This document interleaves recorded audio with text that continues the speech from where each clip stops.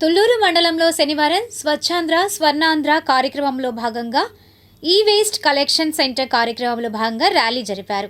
అనంతరం Tulluru cinema centre వద్ద మానవహారం ఏర్పాటు చేశారు. తొలుత ఈ కార్యక్రమానికి సిఆర్డీఏ కమిషనర్ వచ్చారు, కానీ కార్యక్రమంలో పాల్గొనలేదు. గ్రామ పంచాయతీ కార్యాలయం వద్ద సిఆర్డీఏ కమిషనర్ రైతులతో, అధికారులతో మాట్లాడి వెళ్లిపోయారు. వివరాలను ఎంపీడీఓ కానూరు శిల్ప మీడియాతో మాట్లాడారు.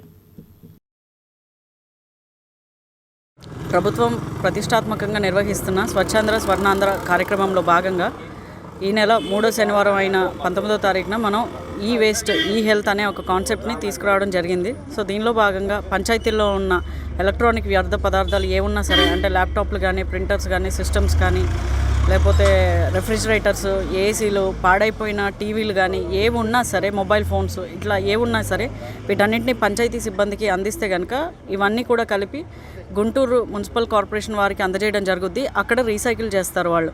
సో ప్రజలందరికీ కూడా ఒక చిన్న మనవి, మీ ఇళ్లలో ఉన్న ఎలక్ట్రానిక్ వేస్ట్ ఏదున్నా సరే పంచాయతీ సిబ్బందికి అందించవలసిందిగా కోరుతున్నాము. Thank you.